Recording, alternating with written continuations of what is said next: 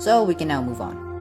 The solar system is home to a lot of moons. Some orbit planets, others orbit dwarf planets, and some even orbit asteroids. But one thing is for certain, there are a lot of moons in the solar system. And in this video, I'll be talking about all of them.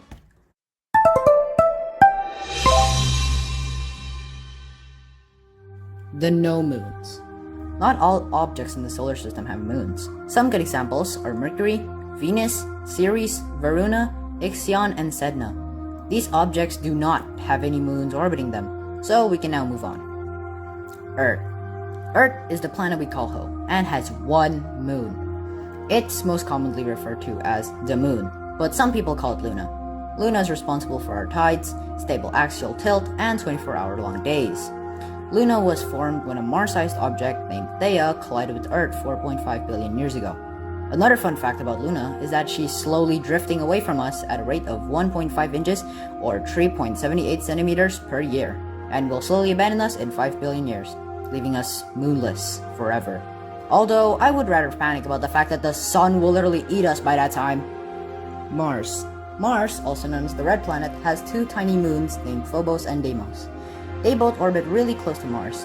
Phobos orbits 9,377 kilometers or 5,827 miles from Mars. Meanwhile, Deimos orbits 23,460 kilometers or 14,880 miles from Mars. They were believed to have been captured asteroids that were flung from the asteroid belt by Jupiter and captured by Mars around 1 to 2.7 billion years ago. Phobos and Deimos have very different fates. Phobos is slowly drifting towards Mars, while Deimos is slowly drifting away from Mars.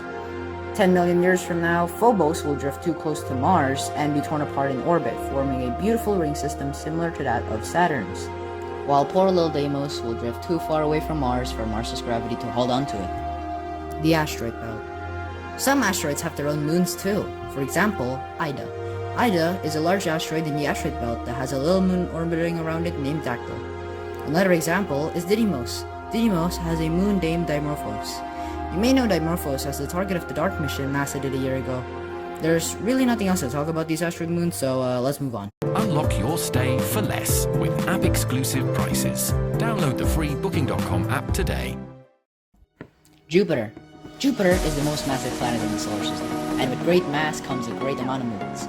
Jupiter has about 95 moons at the time of recording this video, and that number might change as our observations become better over time. Most of the moons of Jupiter are just captured asteroids, with an exception of 4 large moons. The 4 large moons of Jupiter are Io, Europa, Ganymede, and Callisto. Starting off with Io, it's the closest moon to Jupiter, and is one of the most geologically active objects in the solar system due to tidal forces exerted on it by Jupiter and the other moons. Europa is the next moon. It is believed to have an underground ocean with more water than Earth. We think the theoretical ocean would be heated by Europa's core. Next up is Ganymede. Ganymede is the largest moon in the solar system, even being larger than the planet Mercury. It has a pretty weak magnetic field, making it the only moon in the solar system with a magnetic field. My friend Universe Facts talked about this in one of his videos, so I recommend you check his channel out. It is also believed to have an underground ocean like Europa. Callisto is the outermost large moon of Jupiter. It's the most cratered object in the solar system due to its geologically dead nature. Jupiter has many other moons such as Metis, Adrastea, Amalthea, Thebe, Themisto, Leda, Ursa, S/2018J2, Himalaya, Pandia, Lysithea, Elara, S/2011J3, Dia, S/2018J4, Carpo, Valetudo, Euphoria, S/2003J18, Euphemi, S/2021J3, S/2010J2, S/2016J1, Mimi, Uwanti, S/2003J16, Harpaliki, Orthosi, Helike, S/2021J2, Praxidike, S/2017J3, S/2021J1, S/2003J12, S/2017J7, Thelsigno, Tyone S/2003 J2, Ananti S/2002 J3, Locusti Hermipi S/2017 J9, Philophrosine S/2016 J3, S/2022 J1, Hasiti S/2017 J8, S/2021 J6, S/2003 J24, Everydome S/2011 J2, S/2003 J4, Caldine S/2017 J2, Isono S/2002 J2, S/2021 J4, Calicore, Erinome, Cali, Erin, Aitne, Ocalade, Archie, Tegede, S/2016 J4, S/2011 J1, Carm, Hearse, S/2003 J19, S/2010 J1, S/2003 J9, S/2017 J5, S/2017 J6, Kaliki, Hegemon, S/2018 J3, S/2021 J5, Pacifi, Sponde, S/2003 J10, Megaclite, Selene, Sinope, S/2017 J1, AOD, Autono, Caliro, S/2003 J23 Core.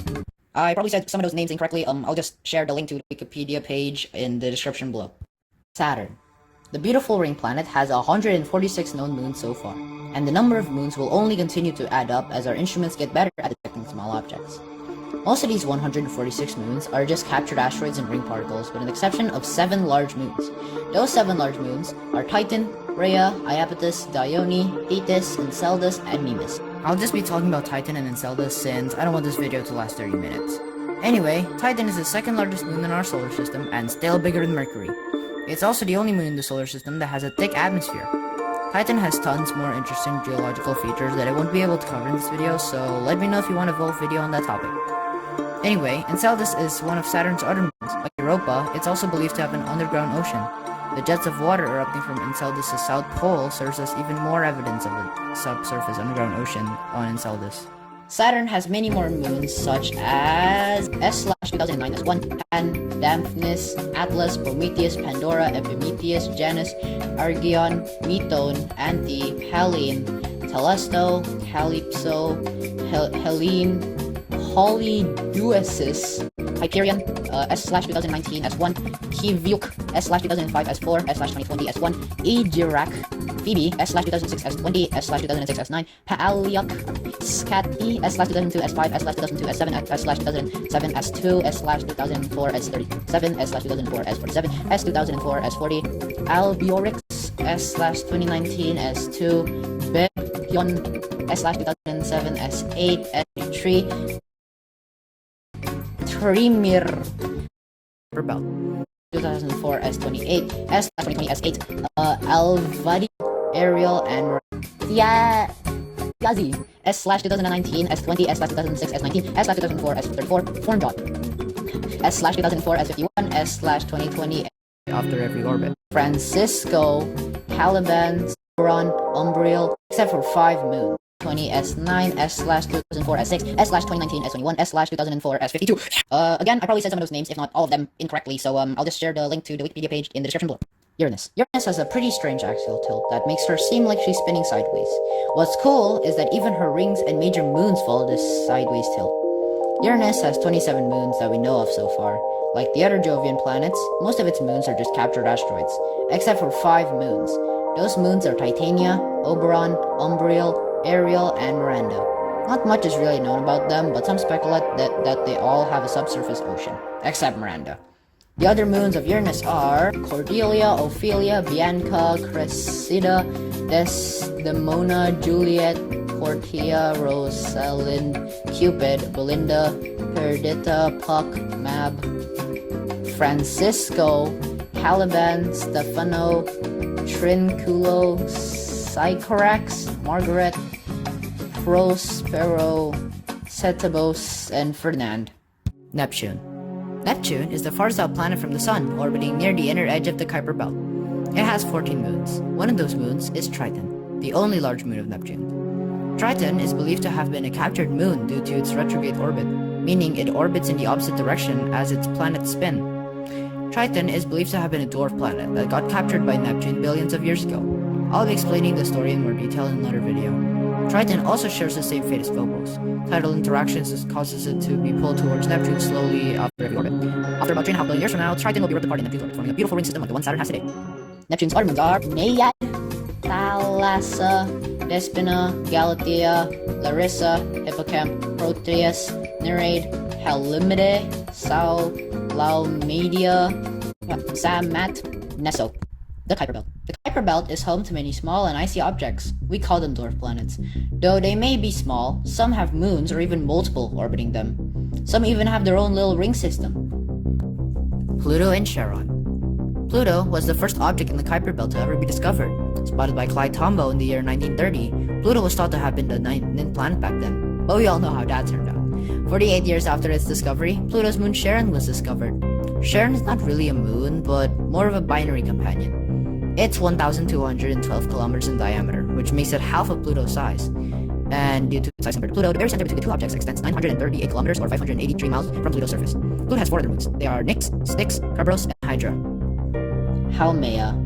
Haumea is a little special, not only because it's shaped like a potato, lol, but also because it has its very own little ring system.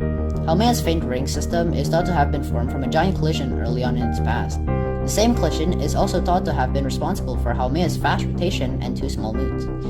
Those 2 small moons are Hayaka and Namaka. They're most likely little chunks of ice and rock, only 320 kilometers and 170 kilometers across. Makemake. Makemake was thought to not have any moons until 2015 when MK2 was discovered. MK2 is the only moon of Makemake known so far. Estimated to only be around 175 kilometers in diameter, it's nothing more than a boring piece of rock, so let's move on. Eris. Eris is the second largest dwarf planet known so far, and was also the reason Pluto was demoted to a dwarf planet. Eris has 1 known moon so far. It's named Dysnomia. Dysnomia is estimated to have a radius of 700 kilometers. Dysnomia is 500 times fainter than Eris, meaning its composition would definitely be different from Eris's. Other than that, there's really nothing else to talk about, so let's move on. Quoar. Quoar is known to only have 1 moon, but a recent observation discovered that it also has a ring system. The ring system is very thin and faint, but what's interesting about it is that it's far beyond Quoar's Roche limit. There is more to this ring system that I won't be able to cover in this video, so let me know if you want me to cover that in more detail in another video. Quoar has 1 moon, named Wei-1. It is believed to be a fragment of Quoar that was ejected into an elliptical orbit by some huge collision early on in Quoar's past. It's also believed to have been responsible for maintaining Quoar's ring system. Gonggong. Gonggong is another dwarf planet in the Kuiper Belt. It only has 1 known moon so far. It's named Shangli to be a fragment of Quoar that was ejected into an elliptical orbit by some huge collision early on in Quoar's past. It's also believed to have been responsible for maintaining Quoar's ring system. Gonggong. Gonggong is another dwarf planet in the Kuiper Belt. It only has 1 known moon so far. It's named Shangliu. It's estimated to only be around 200 kilometers in diameter. Shangliu is believed to have been a captured object due to its different color to that of Gonggong. Other than that, nothing else is really known about it, so let's move on. Orcus. Orcus has 1 moon named Fant. Fant is believed to be 480 kilometers or about 300 miles in diameter, which is half of Orcus's 960 kilometer or 600 mile diameter, making them similar to the Pluto and Charon binary system. Salacia. Salacia is another dwarf planet in the Kuiper Belt. It has 1 moon named Actasia. Actasia is 300 kilometers or about 190 miles in diameter. It's approximately 1/3 the size of Salacia, making them another binary system. Varda. Varda has 1 moon named Ilmir. Ilmir is approximately 326 kilometers or about 200 miles in diameter, which makes it about half of Varda's estimated diameter of 700 kilometers or about 430 miles. That makes Ilmir and Varda another binary system. Why? Why is almost everything in the Kuiper Belt a binary system? Come on, man. Anyway, thanks for watching until the end. Also, sorry, got a little mad there. I hope you enjoyed it, and I'll see you guys in the next video. Bye!